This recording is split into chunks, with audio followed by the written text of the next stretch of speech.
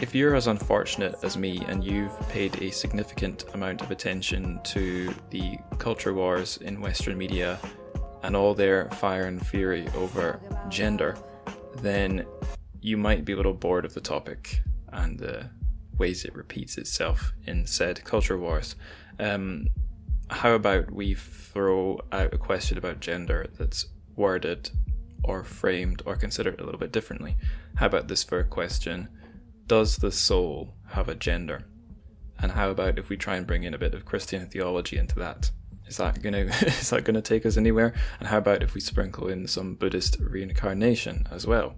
We'll get into that in this episode, not exclusively, don't worry, there will be lots of other topics, but those questions are relevant to the book we're covering in this episode, and that book is My Travels in Dingyi by one Tiesheng. Pretty exciting stuff. Our guest for the episode is an academic who specializes in Christianity in Chinese culture, I think possibly also in Japan and maybe other neighboring countries too, but definitely Christianity in Chinese culture. And now the author of this book, Tiesheng, is not necessarily himself a Christian, and you'll see why I've said not necessarily as we get into the interview. So tantalizing stuff, right? Before we get to that interview, I'm going to go to the thing I always go to, the TrChFic news.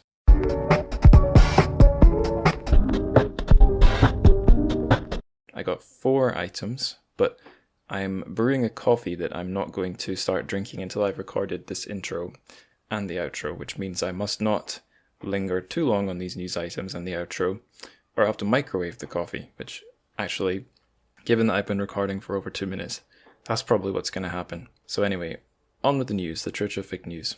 First item, it's a short little article that's gone online. It's an interview with Mr. Chen Qiufan, just talking about AI. So probably a familiar topic if you've been following his co-authoring of AI 2041.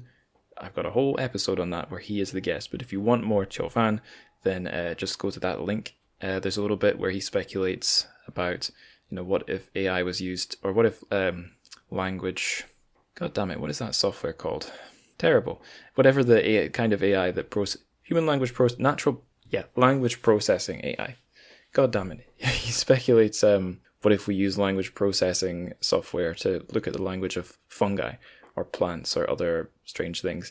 And his thought is, wouldn't that be awesome? Or wouldn't that be wild or something? So it's short. It's not paragraphs and paragraphs of analysis, but it's a fun read. I've linked to it if you want to read it. And the next item, another sci-fi author. Surprise, surprise, my personal obsession. Sci-fi from Chinese language. So the author in question is Mr.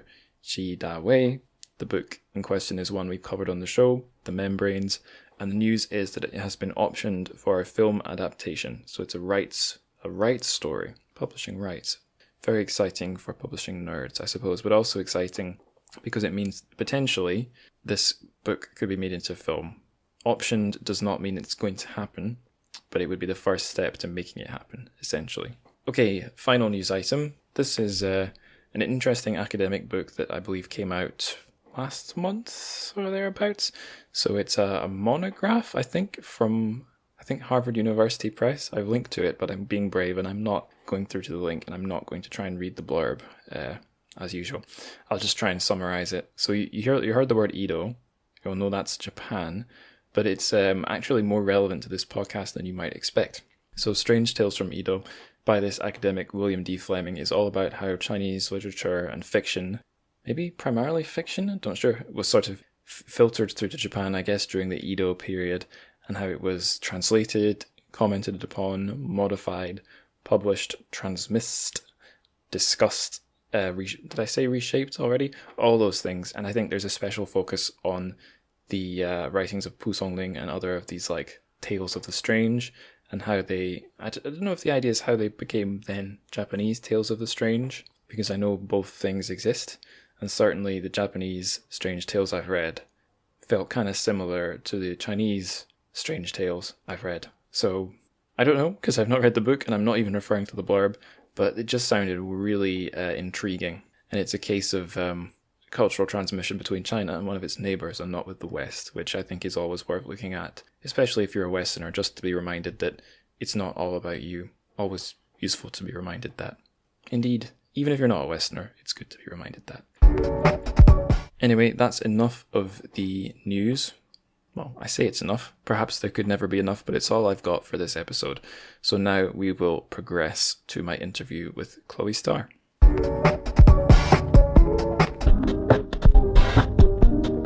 So on the show, we have Chloë Starr. Fantastic to have you here, Chloë. First time on the show, I guess. Can you tell the listeners a little bit about yourself?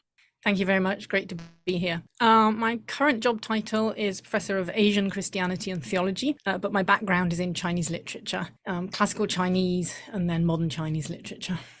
Very exciting.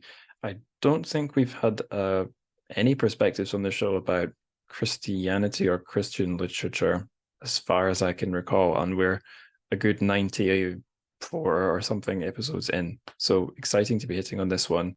I guess in the introduction, I already told listeners the author in the book this concerns, but more about that guy later. I want to ask another question about yourself. What kinds of literature are your personal and your professional favorites? I guess you gave a bit of a clue already, but maybe you could tell us some more. Well, would that I had time to read. As an academic, sometimes that's the hardest thing.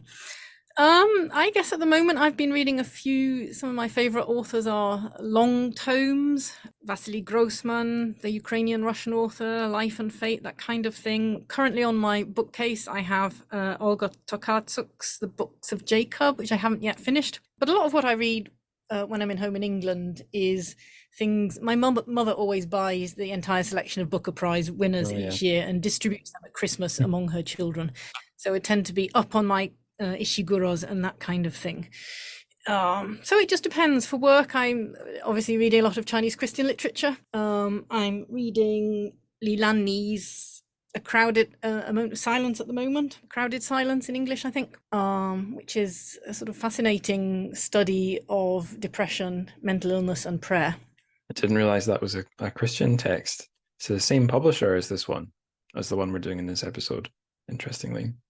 So I should say, although listeners, I guess you already know, but I'll say it again. The book in question for today is My Travels in Dingyi. The author is Tiesheng. So Chloë, if one puts Tiesheng, if one puts his name into a university library search, one of your essays is up there. So I know you've made contact with the work of this author, but I'd like to know, when did you make your first contact with his work? I can't actually remember the answer to that question. Honesty is the best policy. I've been teaching some of his short stories in a course on Chinese and Japanese Christian literature for at least a decade at this point. So I don't know when I first read him. But I really enjoy teaching him. Some of his short stories, he's known by every middle school child in China because a couple of his stories were very famous and are included in the school curriculum. But he's not very much known as a Christian writer in China. That comes later on in his writing career. So I teach classes that include some of his short stories, and my students write essays on things like, is God the Christian God, in his short story Fate, or on his philosophy of life, thinking about congenital disease, nature of suffering and redemption, they often write on in him. His image of God, or the role of illness in his writing are often things that students will write. And then I was on a panel in 2016, I think, at AAR, the American Association of Religion annual big conference. And several colleagues like Chen Luying, Sarah Dauncey, Hui Xiao all gave papers on different aspects of Tiesheng. And their papers were all published in Chinese Literature Today, and I published mine somewhere else in a different set of writings. So yeah, he's beginning to be better known in the English-speaking world, but I think partly because he came into prominence in the late 90s and 2000s after a lot of the English language anthologies, some of the great ones had been produced, but he's not so well known here. I'm going to ask a very pretty tangential follow-up question. I heard you mention there that you know a bit about both Chinese Christian literature and Japanese Christian literature. Is that right? Can the two be broadly characterized and contrasted, or do they not all fit into one box each? Yeah, I think they're quite different, especially as there's many fewer Japanese Christian authors, but some of the great world literature figures like Endo Shusaku, Akutagawa. There's various, Japanese authors who are very well known in English and widely read. Martin Scorsese film of Silence, for example. And they're often post-war, late 20th century, whereas a lot of the Chinese Christian literature that is good and interesting is Republican, early 20th century. So very different social situation, historical time frame. Oh, okay. So we've characterized those two a little bit. How about Tiesheng? How would we characterize him? You mentioned that he's maybe known for being a disabled author. It's interesting that you said he's known by the middle schoolers. I don't think I had come across that, but I can maybe see why that might be, that his writing gets into intellectual questions, but ones that aren't, I don't know, let's say they're not all too adult. They probably make for good, interesting questions to pose to inquisitive minds. But what else would you say about his literary persona? Yeah, so one of his famous works, I and the Temple of Earth, has a sort of mother love sacrifice theme that is quite popular. Bing Xin's works are looked at for very much mother love, in the curriculum.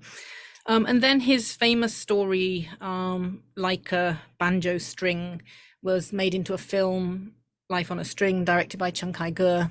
And that story we may talk about later is about, hope and fate and longing and all these he's a good introduction figure into easy level middle school philosophy, thinking about life itself. And there's a lot of obviously philosophical Christian crossover that may or may not be apparent to middle school students in his writing. He was born in 1951 and died in 2010.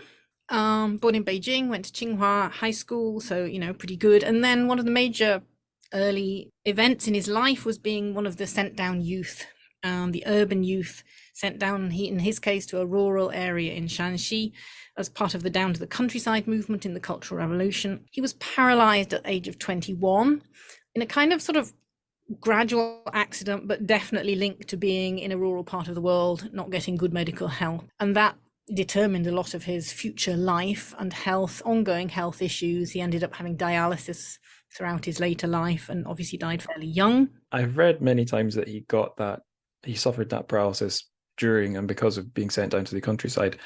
Is it that the details are quite murky, that we don't know exactly what happened? Or I have not seen any definitive full disclosure on what went on there in his writing. It may exist, I haven't seen it. But he certainly alludes to that and comes back to that. And the darkness of that period and the Cultural Revolution, as you know, is a theme throughout his writing, and part of what brought him to attention, looking at the underside of life in that period. So he's had a few prizes, some major national excellence short story prizes. I think he won the Lauscher Prize at one point as well.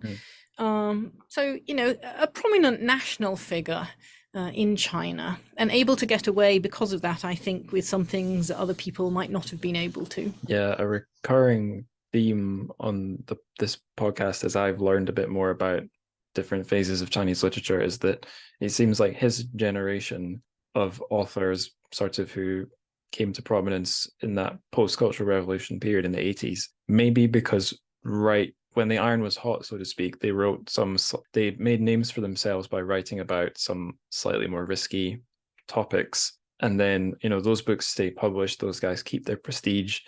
They are able to sort of stay there as those authors who push the boat out a bit more. Whereas not only are they more free than previous generations, I guess people who were writers under Mao, it seems like they've had, and maybe still have to some extent, more leeway than subsequent generations of authors.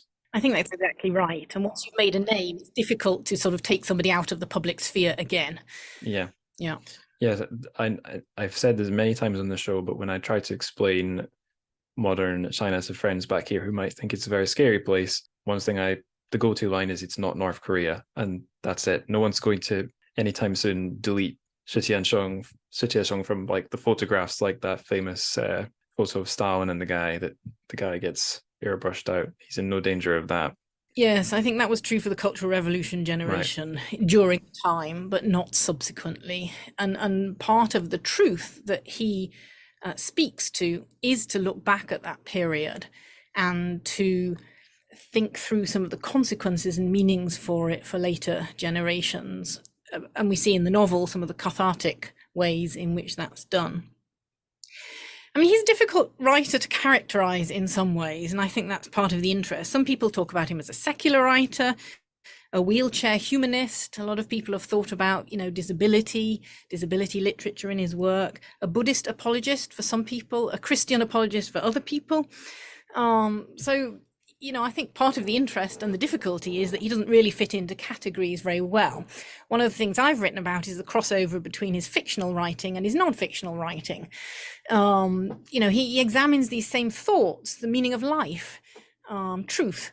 All these huge questions come up in both fiction and non-fiction, and even in the fiction, like the novel we're talking about today, he excerpts and throws into it extracts from other works and from non-fictional works. So there's a lot of sort of fictional boundary crossing as well as life crossing. But in terms of where we put him, so part of his background is obviously as a judging a sent-down youth and the rustication movement and the disaster that was. And so thinking about the abuse of people's ideals that the Cultural Revolution was, and then thinking about the nature of ideal itself. In wider cultural shifts, we can think about the shift from peasant to urban life in that period and the Shungun, the root-searching movement. You can also put him in the sort of new peasant narratives of Han Qiaogong, Mo Yan, Wang Yi. And then thinking also about the sort of generation, the crisis of the self of that Cultural Revolution generation, who were crisscrossing, rural, urban, and who came up with new literary frames that went beyond the realism that had been the sort of Maoist era literary go-to. Because partly the sort of fissured selves and identities of people like Tiesheng, thinking about, the time before, what it means to be both an intellectual and a peasant, and back to Beijing, all these questions. And the doubts of authority, the doubting the socialist narratives that came up in this period because of the things that happened to people. He's obviously, as a disabled writer, he draws on a set of thinking and tropes, and then his sort of metaphysical explorations of life. We also need to think about the cultural Christian movement, and whether we're placing him alongside Christian intellectuals or writer intellectuals when we think about him and his work, and what that opening up of Christian imagery in the 1990s and 2000s, and that sort of Jidu Zhao Ri, the Christian fever, how that affected his writing and his thinking. Several things you said there made me want to reply, but I also wanted to hear everything else you had to say.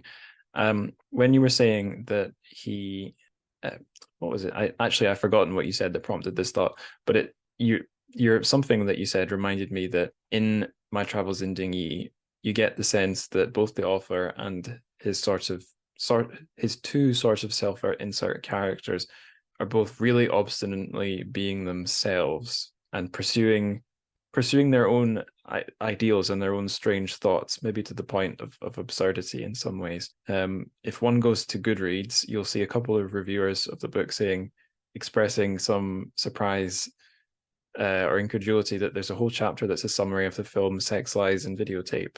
So, and it's like, yeah, I don't know, I suppose as a reader, you'd think of that whatever you would.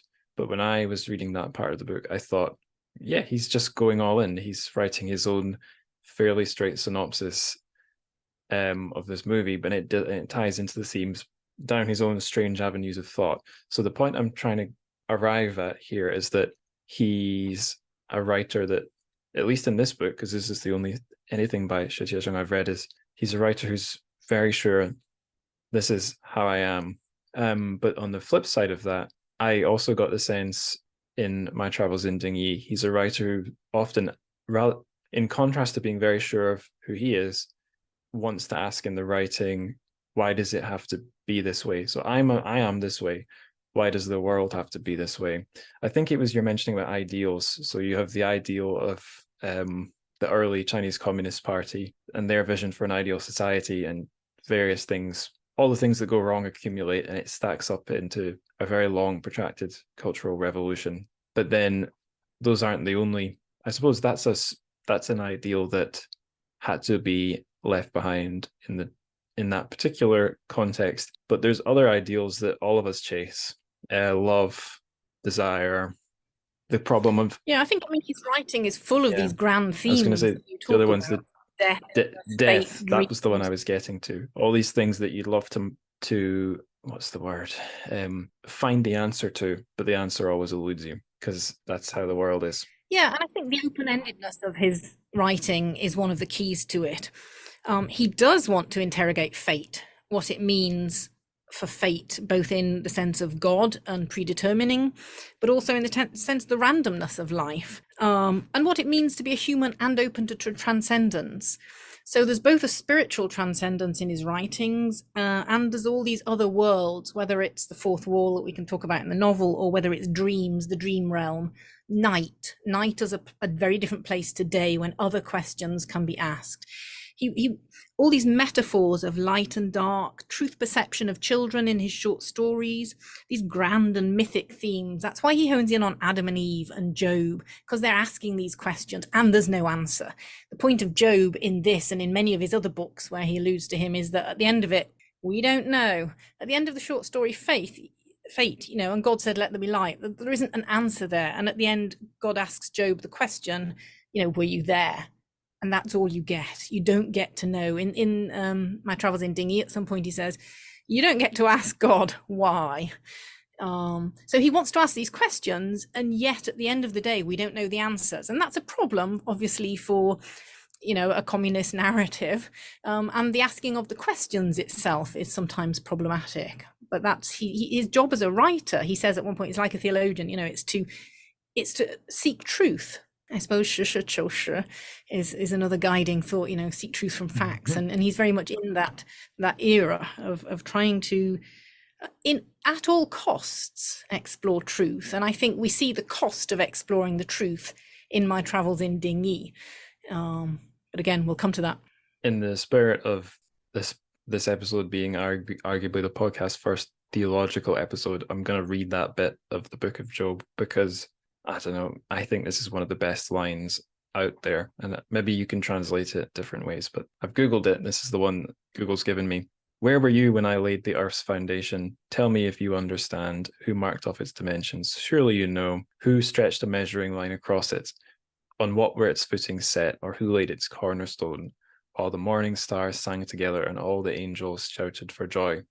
And I'll admit here, the way I learned the Book of Job and memorized the story of it is through listening to their podcasts. I think this is a favorite topic of midwit podcasters like myself. But for any listeners who don't know the story, it's something along the lines of a guy, and I'm boiling it down to the absolute basics here, Chloe, so I apologize. A guy is continuously pardon my French, shat upon by life and continuously asks God, why me? Why me? Why do I suffer? And at one point, this is the answer. You maybe imagine the God of the Old Testament booming it at him like, you're not owed an explanation. So I've strayed a bit here from Dinghy, but that's the sort of stuff that in Dinghy seems to come up. It's those really, when he does draw on stuff from Christianity, it's those deep, it's the bits that have an existential or philosophical or just a powerful literary edge that maybe a lot of the rest of the stuff in the Bible doesn't have. It's a bit more flat. I think he's drawn to the really interesting parts of Absolutely. Adam and Eve get front row billing here throughout the novel, whereas Jesus only gets one line at one point. Rightly so, maybe. But I think it is exactly linked both to My Travels in Dinghy and to other of Tiesheng's work. The protagonist of Fate, Morphe, is asking exactly the same questions. Why? Like Job, why did it happen to me? What was the total randomness that led to this? Right. I actually read. I confess I did not read all of your Tiesheng paper because I started a little too soon before we hit record. But I did notice, and I guess was possibly reminded that as well as Christianity, he draws a bit on Buddhism. And one thing I definitely wouldn't have realized from just reading this book is that it's a particular kind of Buddhism. I think he said Chan Buddhism. And again, for listeners, where this isn't your area of expertise, if you've ever heard of Zen Buddhism is the Japanese descendant or sibling of Chan Buddhism. But what specifically about Chan Buddhism, or put it like this, what specifically is Buddhist in Tiesheng's work? And is there anything we could spot in my travels in Dingyi that's specifically Chan or Zen, as we might say in English? I think there's a lot of allusions to Buddhism throughout his oeuvre as a whole. In this particular story, I think the most Buddhist aspect is the continual incarnation and reincarnation of the soul. We know he's been incarnated in different animals, and he's incarnated in a number of humans. That's not particularly Zen, of course, but I think that's the central Buddhist theme in this novel, is the nature of human life and human incarnation, and life beyond the body, life beyond a single human life. Right. Yes. It's all what desire and suffering, and it's all ultimately illusion, that sort of thing. So that also, yes, themes that crisscross both Buddhism and Christianity, indeed. Right. So we're reaching now the point where we have to actually talk about what happens in the book. Otherwise, we'll be grasping at smoke. So it's a bit of an impossible task, but how would you summarize the basic story of My Travels in Dingyi? So the novel is really a biography of an incarnate spirit. And a lot of the early chapters play on the biographical elements and the histories, the naming of the character. This spirit has been in the world since Adam, and he's narrating his own journey through humans. So there is quite a literary conceit going on here.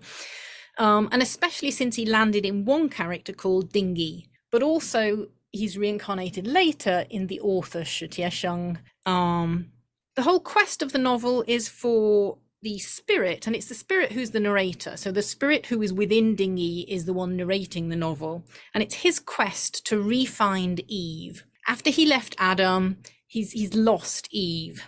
And then there's the counterpart in Dingyi's quest to find his own love, from his childhood friend E to the Eve he finds halfway through the novel, whose name is So, and then we have the unraveling of this particular relationship at the end. They've tried to find absolute honesty, to pursue love to its very end. And that includes in 3-person and multiple partner relationships on stage and in reality. But they break down at the end because the other women involved in his life want to sort of re-find or choose normality rather than this really extreme soulful awareness of life that Dingyi wants to impose on everyone. And then he dies at the end of the novel.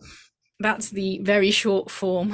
One of the things that I definitely remember about the book that I was thinking of when I said we have a character who's really obstinately trying to be himself is that he does a thing that you could argue is either very creepy or very sincere, where he sets up this kind of artistic experiment that takes the form of a play initially, where he has like a 3-way relationship with these 2 women, and it becomes not just a play. And I remember reading it thinking, what is She getting at here? Is this a good thing? And the sort of so simple it's profound conclusion it reaches is, it was a beautiful idea, but it was never realistic. It can't work. Ultimately, you have to accept reality and whatever, profundity or warmth you could find in reality. That doesn't mean the fantastical ideal doesn't exist or that you can't touch it, but it's not sustainable. And maybe you could say the same thing about lots of the ideals we chase.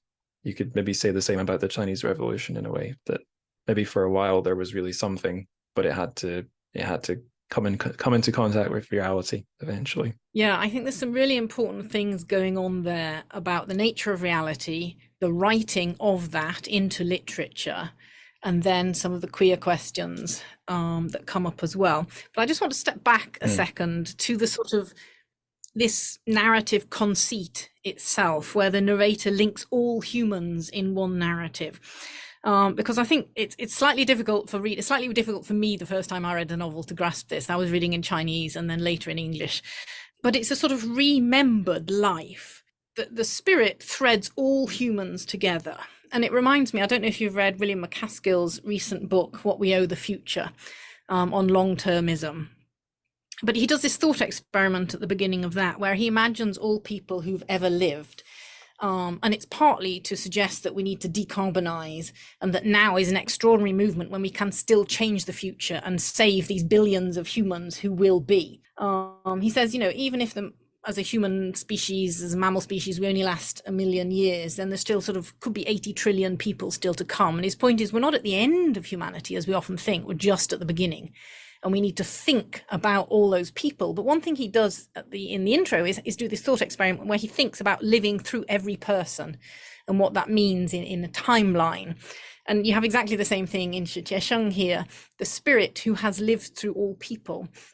So he can remember what it was like to be in Job, and he can remember into the future what it is and was like to be in Tiesheng. And then you have another level of narrative conceit which sort of emerges right at the end, is my travels in Dingyi actually not the truth of Dingyi's life? Is it just a fiction created by the author Tiesheng?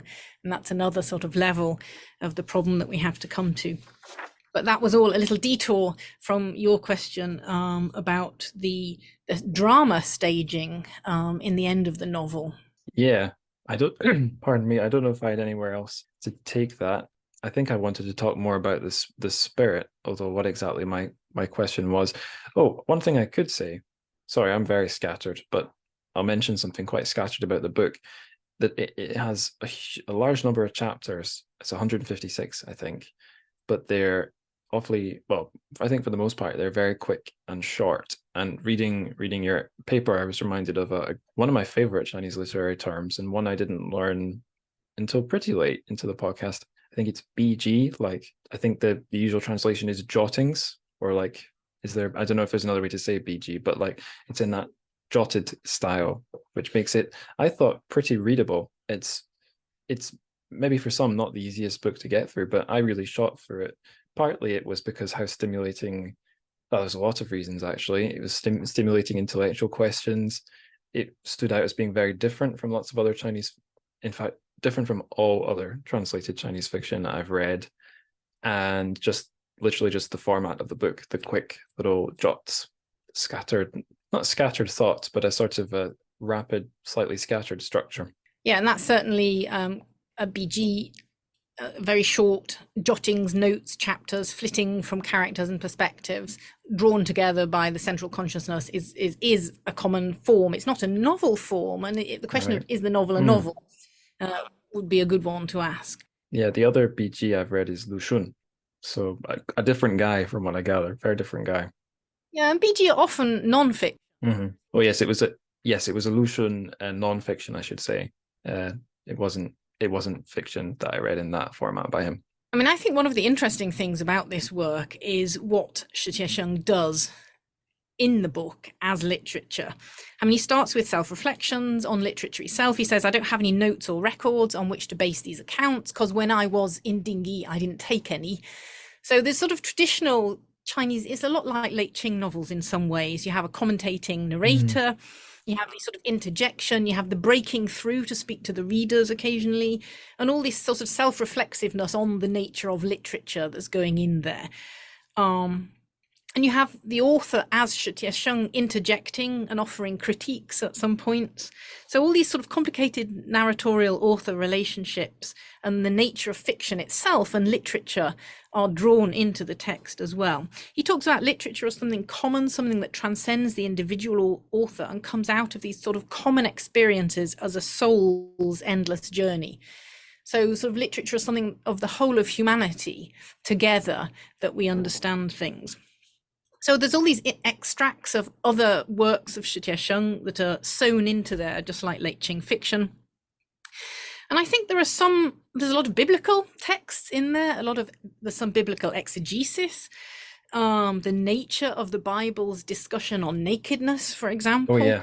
But I also think the magical realism that sort of reasserts itself halfway through is another. He's just playing in a playful way with literary techniques and tropes. You have an actual magician appearing in the book. You have the fantastical, this butterfly that flies and then flies into the eyes of Uncle. The drama is interesting. You have Stanislavski, his public solitude mentioned. You have Roland Barthes' naked clothing in there, talking about nudity. nudity as a type of clothing, and dance and art as conventions, human convention, but also the fourth wall.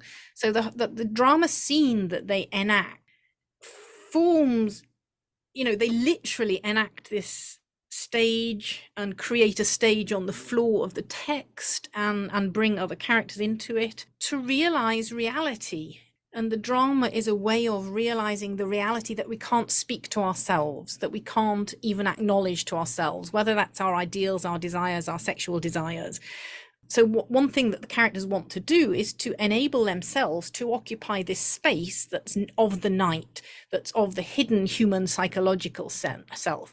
And part of that's to explore, free love, sexuality, but part of it's to address the trauma and cathartically to go back and to recreate the past in order to tame it, to allow, some psychological catharsis to go on through the reenactment of trauma. So simulating drama to restore normality, I think, is an interesting literary play, but it also feeds into some of those queer questions that come up in the novel. And at the end, what contributes to the unraveling of everything is the question of, if characters in a play are kissing, is it the actors kissing or is it the characters? And it really matters to Eve or Can the protagonist Dingy be real with multiple lovers? What's happening in drama that they enact? Is that real? If he has sex with somebody else during that drama, who's having the sex? Is it the character that's reenacting, or is it Dingy himself? And that affects obviously how she feels about her lover and her relationship with them. Is drama just a naive dream? It all collapses and unravels at the end. So what does that mean of this experiment of true, honest, radical living? And we have the same undercutting in the main queer character, who we're introduced to Chin Han as if he's gay by his sister, but then it turns out at the end of the novel he has this long-term girlfriend, and the central insight that leads to them creating this drama and this other type of life came from Chin Han, but it was just mishearing. Maybe it was all just a mistake. So what we left with at the end of this grand experiment of free love and truth, honesty in life. Yeah, I wanted to say about the about Chin Han, and perhaps about the two, is it Yi and the two women that he gets involved in his threesome. Basically, we don't really know what they're doing with each other, or if they are just there to be in relation with our main guy. That, given his sort of self-absorbed nature, seems pretty likely. But it felt like it wouldn't be absurd, although it would be arguable either way, that you might call this a book placeable amongst LGBT literature. At the very least, some words, I think, like gay or homosexual comes up.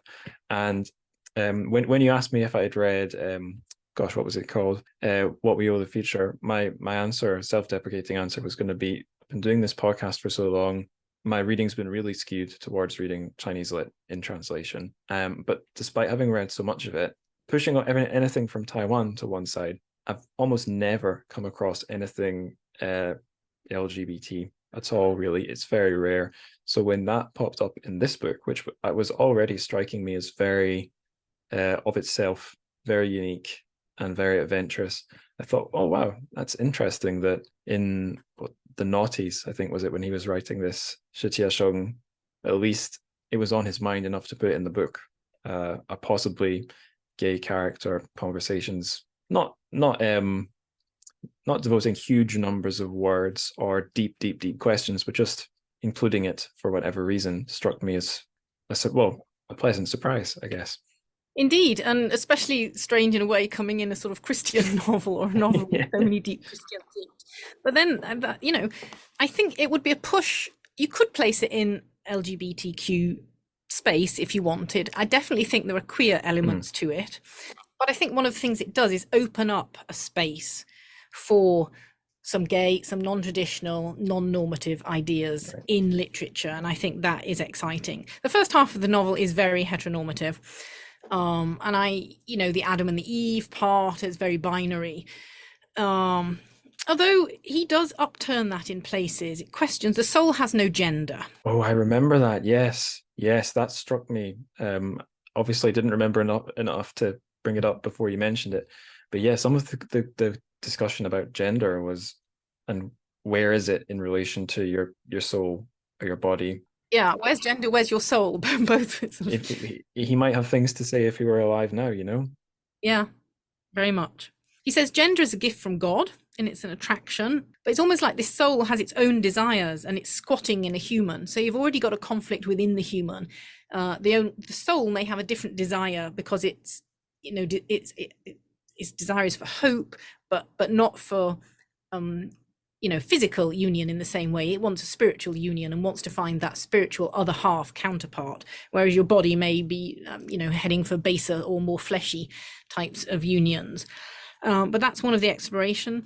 Homosexual love is discussed in chapter 86 in Chin Han's story as, quote, more sincere, more pure, and even more noble. And so it opens up a positive discourse on gay ideas, partly because, as the spirit says, it relies on the souls being close, not sort of bodily distance, as in heterosexual love. So, and Chin Han, this character, loves both genders. He's either bisexual or pansexual, or pan-loving anyway, is the implication.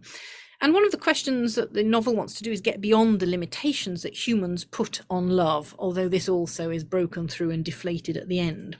So the importance of gender for Tiesheng, he says, or the spirit says, lies not in sex, but difference. And there can be as much difference within and between humans as there is between sexes. There's blended families very clearly in the novel, non-traditional relations and dream relations. There's a whole chapter or two on BDSM as an extreme expression of love or hate, but really more as drama, so as the realm of the possible, where humans get to act out degrading or embarrassing things that they think or want, but don't often show. So again, it's to get to truth. But it also allows the revisiting of bullying or humiliation in life. So part of this drama relationship, not quite a real relationship of the day, but this drama relationship of the night that allows you to explore such things. He also has sex as a ceremony of love, not reproduction. And because love is the key for Dingyi and the spirit, gay relations are fine from that point of view, because it's about love. The bodily part, can be left aside sometimes. Right. Gosh, I had a structure of organized questions to run through, and in BG style, we've sort of jumped between one and the other merrily. I'm totally fine with that. I thought I've got one more, I don't know, little thought that popped into my head when you mentioned how the book maybe could be comparable to some Qing's literature. And the little thought that's popped into my head, it does lead me to a question of a fairly relevant question just about the story and the characters that I've not asked yet, and it's this. So one of the probably the only, is it the only Qing? It's not the only Qing novel I've read, but it's the only really big Qing novel I've read in its full meaty form, and that's Dream of the Red Chamber, which was covered not so long ago on the show. So in that, we kick off with a spirit or something that's from a world that transcends the world we know, comes down and embodies the spirit of a gentle young lad, or a human being that grows up to be a gentle boy and young man, Bao Yu. And I forget, I suppose the reasons why that happens are a bit different from the reasons the spirit in My Travels in Dingyi inhabits Dingyi. I couldn't really tell you why the stone becomes a boy in Dream of the Red Chamber. I suppose it's a little bit besides the point for the plot. Whereas one of the things that I recall is driving the spirit is that he wants to sort of experience life through Dingyi. And what I remember about Dingyi, again, it's a wee while since I read the book, is not so much that he's a gentle and sensitive boy or young man like Bao Yu, although he definitely is to some extent. It's more that he is, at least I read him as a bit of an existential character. Like he wants to find out what he's here to do with life, how he can find some satisfaction in life, how he can find love And I guess from what I remember, those are all big motivations for this spirit. These are the things that he wants to, well, these are the things he wants to live for, but he needs to be embodied to do them. He could just live in his magical transcendent spirit world forever, but that's not all there is for him to being alive. So he comes down to earth, just like Bao Yu and maybe some other characters from mythology and religion that spring to mind. Yeah, and there's a lot of dark humor in there. At one point, he wants to fling himself out of Ding Yi, and occasionally at sort of climactic points, whether sex or whatever, death, he does sort of temporarily leave Ding Yi and come back into I him. wish I could do that personally. At some points he regrets choosing Ding Yi, and he wished he'd, and they discussed together, should I leave you and look for better prospects elsewhere, when Ding Yi has cancer, in fact, which, is quite a harsh time at which to be thinking whether you should be opting out. Ever the pragmatist. Yes, but this dialogue between the two is important in the novel. What exists after death, this migratory spirit, and this humor of this conversation as it slowly dawns on Ding Yi that he will be gone, but not the spirit. The spirit is eternal, just migrates, never dies, whereas Ding Yi definitely is subject to death. And Ding Yi is just one note, whereas the spirit is symphony, the symphony of all humans. Some of the other questions that the spirit brings up is this great need for proof that humans have. They're always thinking they want proof on what the self is and what death is. Part of this relationship between Ding Yi and the spirit is, and as you say, Ding Yi himself is a very metaphysical, sort of minded person. Yeah. The novel itself explores between the two of them the nature of personhood, the reality of cognition, and the different parts and voices of the self, how much we can know each other, how much we can know each self. Do all humans have a soul? Do all humans love? So this sort of fictional philosophizing that goes on throughout Tiesheng's works is here. At one point, both the body and the spirit are contending for the brain in Ding Yi. So, this what is me comes up, and they discuss the nature of, apparently, immediately after somebody dies, the body weight goes down by about 22 grams. So there's this question, is the soul the 22 grams worth? And the spirit talks about himself as if he's human, but somewhat better than Ding Yi. So the question of the relationship between them is quite interesting. And then that leads to some of the sort of the human nature-ness. Ding Yi thinking about suicide. What does that mean for his spirit? And what does it mean for himself? What does it mean to be so troubled and to choose to end your life? In part because of the random nature of life and the suffering that he's going through with cancer at that point. So the sort of absurdity of human life is very much there in their thinking, as is the packaging. They talk about packaging, the external nature of the human. Packaging is necessary for survival, and this is linked to nakedness and nudity and all of Ding Yi's early childhood stuff going on in there. And this is kind of even before an Instagram generation. What he's thinking about is how you project yourself, how you present yourself apart from who you are. The spirit wants to get to who you are of the characters, whereas Ding Yi is kind of interested in, looking at women's curves rather than who they are. I remember and then, so you have the tension about the clothing. There's one particular item of clothing that seems to come up mildly obsessively. It's the dress, and at first it's like one of the female characters is wearing a dress, and it's, I guess, the binary of less is more elegance versus what if everyone was just naked, like that sort of fixation. But then, from what I remember anyway, this idea of a woman's dress becomes abstracted into an idea about all clothing, all nudity, but at the same time, it never gets degendered into a boiler suit or something. It's always a dress. Yeah, and it's also the memory of the first person he loved when he was 15, this dress. So it's tied in through his life and his sort of psychological makeup, as you say. That was definitely an element of the book where it's like, what's going on in this man's mind? He's definitely, I felt he was pursuing his own ideas, but for a book that's so meta biographical with a spirit, a young man, and the actual author himself writes himself in, just like someone like Stephen King would, it sort of makes sense that he's going down his own rabbit hole in those ways. Yeah, indeed. Two of the things we haven't really covered that we could just think about briefly. One is Christianity and the other is the Cultural Revolution. We've talked about various Christian elements, but I think I just want to go back to the sort of centrality of the creation narrative, which is a guiding leitmotif through the whole novel. And I think that's really important for readers and listeners. It starts within the beginning when God created heavens and earth, and all life coming from there. So this Christian creation story is really embedded in the novel. And the ensoulment as an attempt to wake up the me in Ding Yi happens, and then this union. And the snake in the Adam and Eve story is there all the time, the sort of nature of temptation and evil. And that's linked to shame. And I think shame is critical because it's related to nudity and being ourself and being truthful and being human, and the possibility of refinding. And self-consciousness as well, right? Absolutely. And dreams as being this realm of truth as well, that the spirit inhabits, and his own realm. So I think there's a lot more to explore there.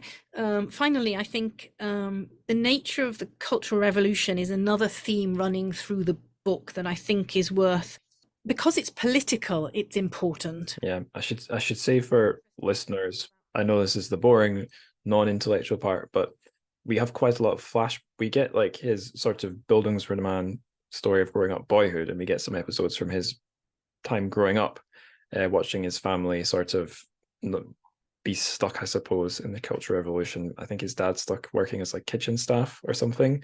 So you get that. I think you see a character being struggle sessioned. So you get that side of the Cultural Revolution.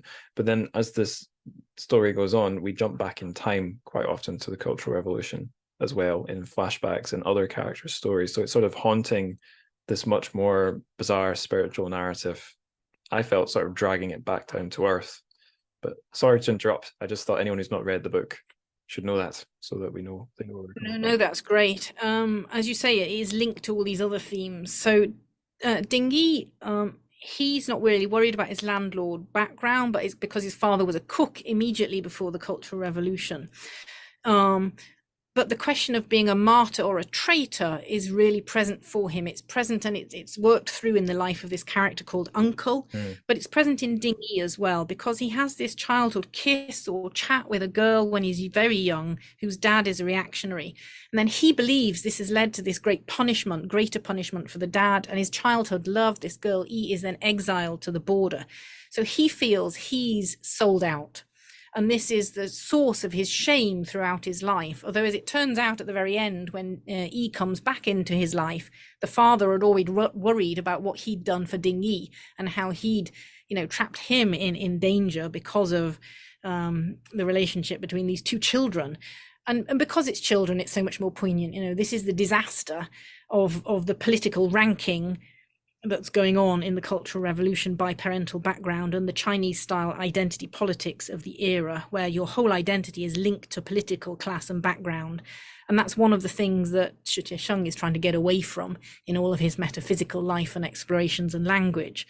But the sort of inescapable political identity and how that shapes the formation of the human and shapes Ding Yi with its really strong contextual Cultural Revolution background politics. Right, and the fact those labels carried down generations, makes them that bit harder to wriggle out of.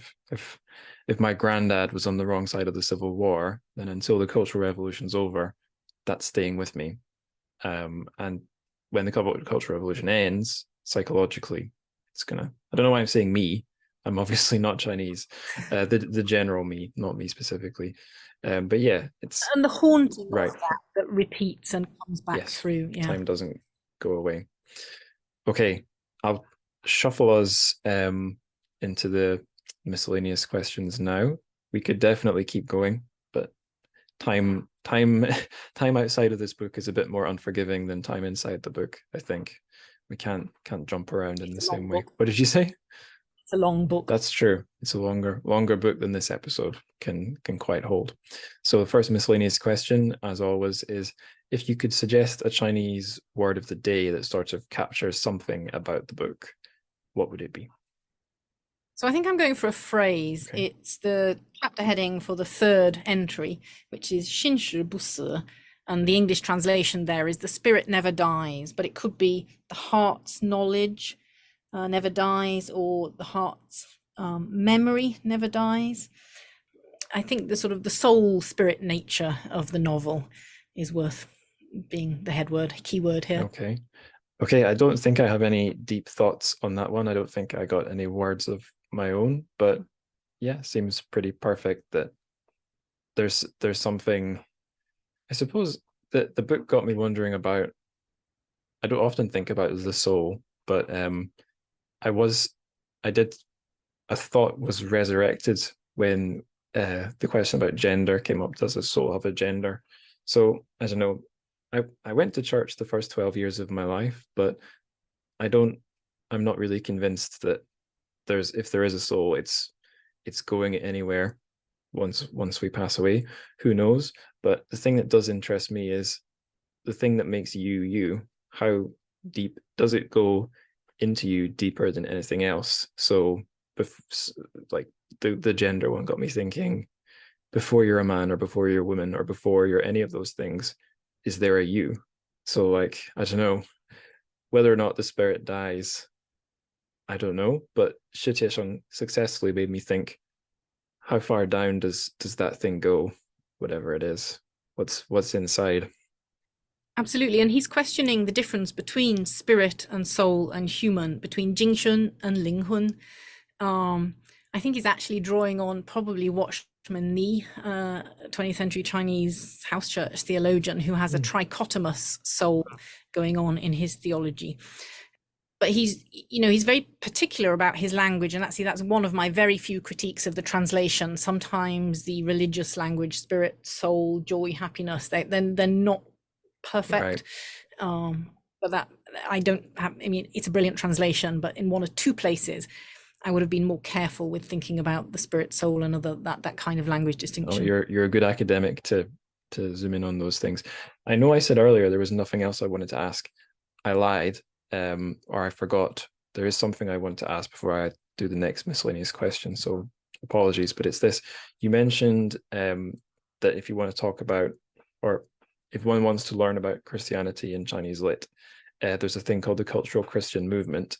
I saw you mention that in your paper on Tiesheng as well, but what is that? It's got a very interesting name, but today's the first time I heard of it. So in the 90s and 2000s, there's been a huge academic interest in Chinese Christianity. There've been 40 plus new MA programs.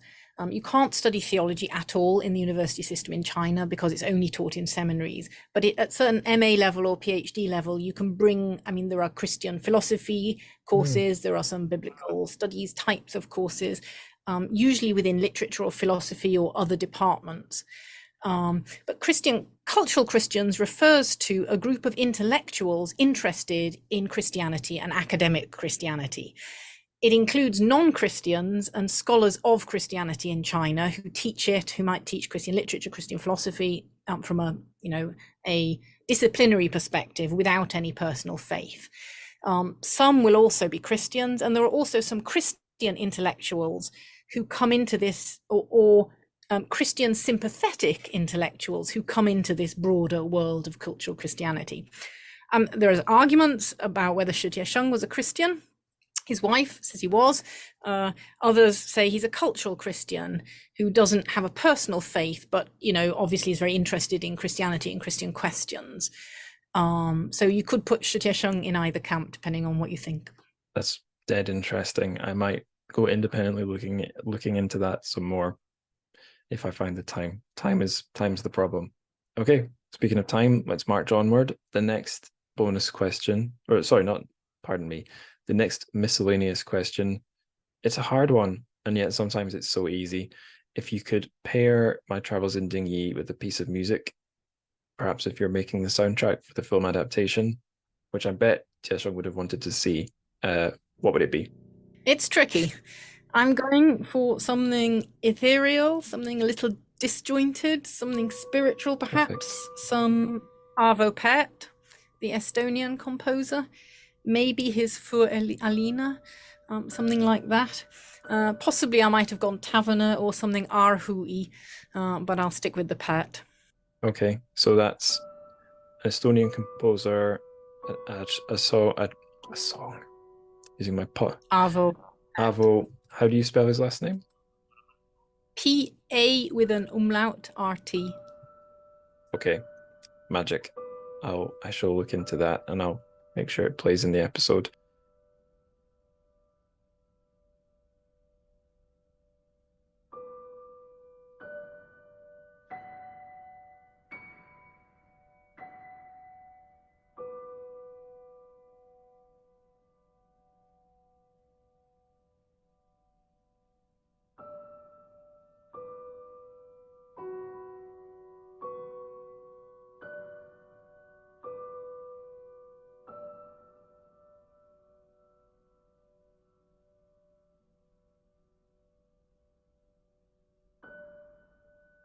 So you picked it because it's ethereal, a little strange.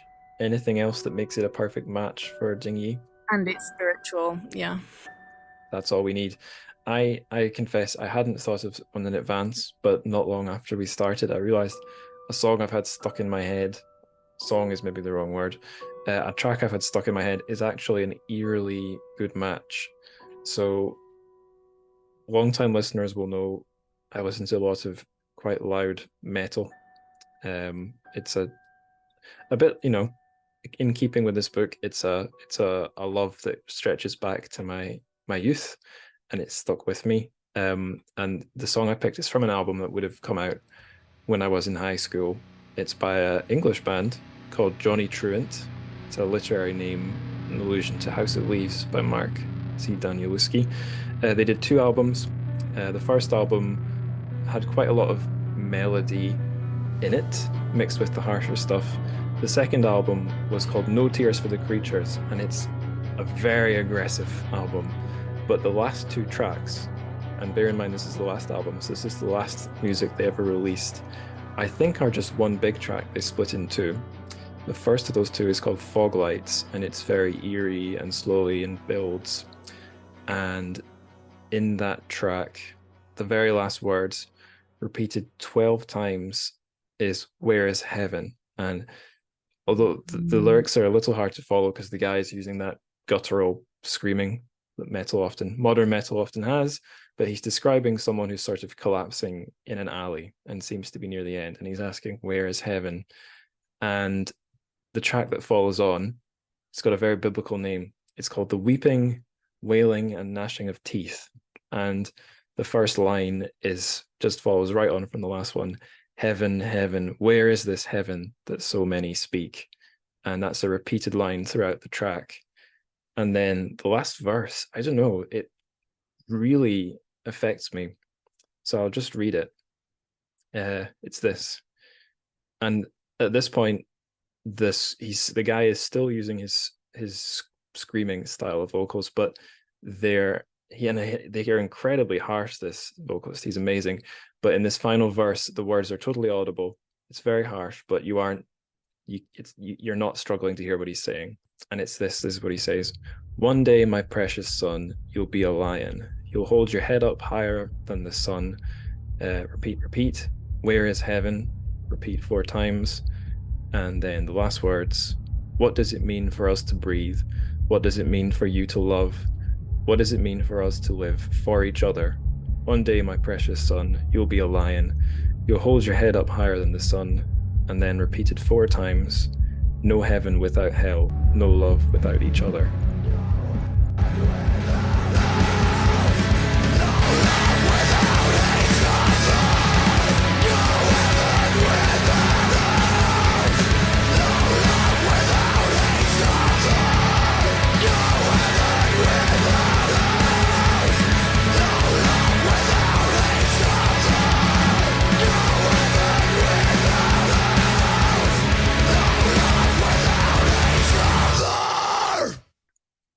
And I was just thinking about that in the first third of our chat, and I was like, wow, that's almost, maybe it's a bit too loud and bloody for my travels in Tingyi, but the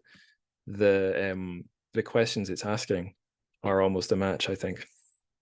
Eerily close in thematics. You definitely win the pairing match. Yeah, and that was the last song they ever put out. Really, really, I don't know. If listeners who like that kind of music want to check that out, I think they'll enjoy it. I don't know if there's much else to say other than, like, Yeah, it's that mixture of despair and faith in, if not your own ideas, then finding something in other people. And I don't know, do you think in the spirit character, he sees Ding Yi as a bit like a son? Do you think there's anything there? He certainly sees his role as protecting him, guiding him, looking after him. But the sort of genealogy is weird when it's this repeated life in somebody. Yeah, so I'm sonship. I might not go that far. Right. Because I mean, I'm not even, well, I'm fairly old now. I just turned 30, but even like 10 years ago, I was imagining, what if I could go back in time to when I was 8 and school myself and not make all the same mistakes and so on. And I've heard it said that some people, for better or for worse, if they have kids, that's sort of their mission. Not just imagining their kid will do all the things they couldn't, but also that their kid won't do the things they shouldn't have done. I don't know. But definitely that concern for a junior person is in there in the spirit. And it gave me, although it's a very intellectual book, that sort of strange affection between the two was one of the things that kept me hooked. Don't know if there's anything else to say there, or if I'll just take us to the next Misc question. So the next question is the bonus question. On the main episode, listeners, you'll be hearing a very sped up, chopped up version. But if you want to hear Chloe's answer to this question, just head over to the show's Patreon feed at TrChFic.com/Patreon, TrChFic.com. No, sorry, pardon me, patreon.com/TrChFic. The question's this, Chloe, what should Tiesheng be remembered for? That's part one of the question. And are there any, part two is, and are there any authors living or dead and from any part of the world that you'd set him beside?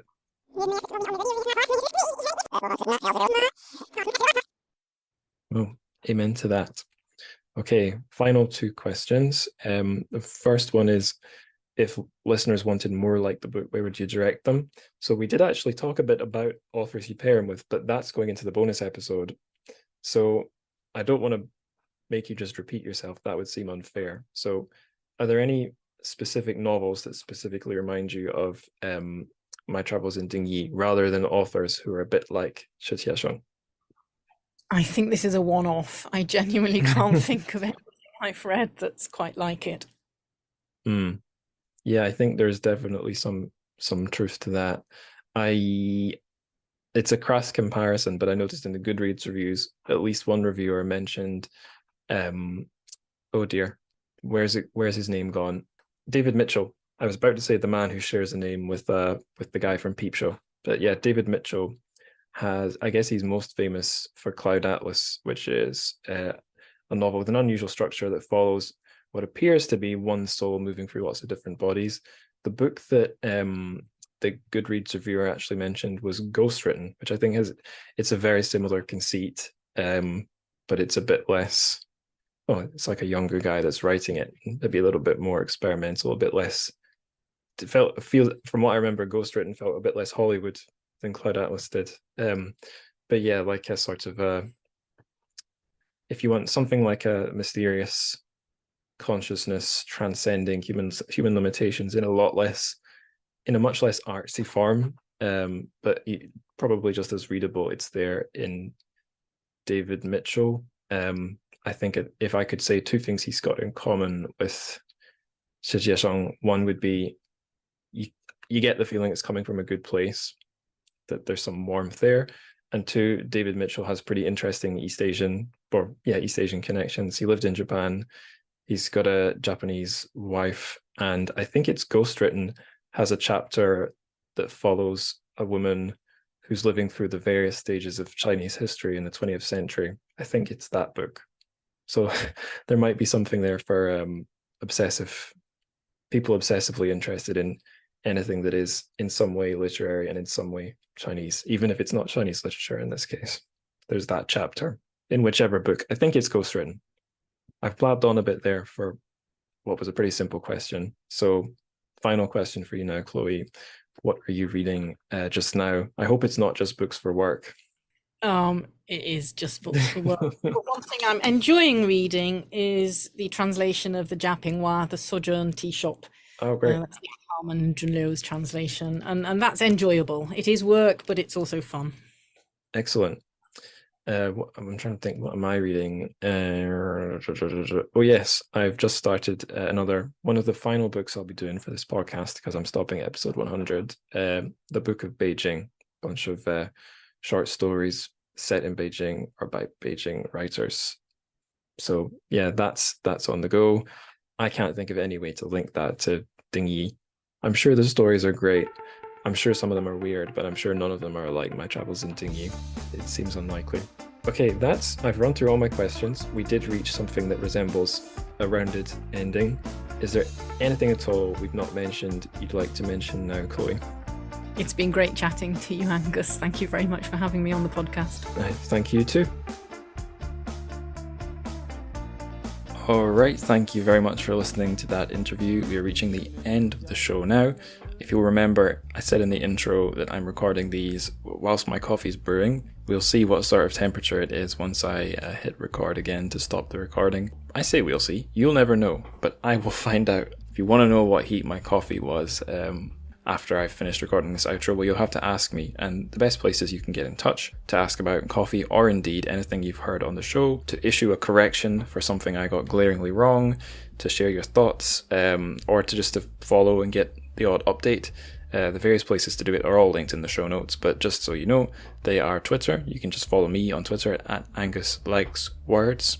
The show has an Instagram. It's at TrChFic, TrChFic. There is a very, very quiet Discord channel that you're welcome to join. I think it's going to stay quiet forever, but it's there.